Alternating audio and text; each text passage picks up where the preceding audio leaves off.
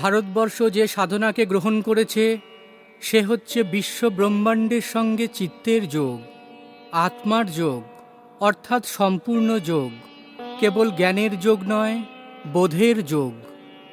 গীতা বলেছেন, ইন্দ্রিয়গণকে শ্রেষ্ঠ পদার্থ বলা হয়ে থাকে, কিন্তু ইন্দ্রিয়ের চেয়ে মন শ্রেষ্ঠ, আবার মনের চেয়ে বুদ্ধি শ্রেষ্ঠ, আর বুদ্ধির চেয়ে যা শ্রেষ্ঠ তা হচ্ছেন তিনি। ইন্দ্রিয় সকল কেন শ্রেষ্ঠ? না, ইন্দ্রিয়ের দ্বারা বিশ্বের সঙ্গে আমাদের যোগ সাধন হয়, কিন্তু সে যোগ আংশিক।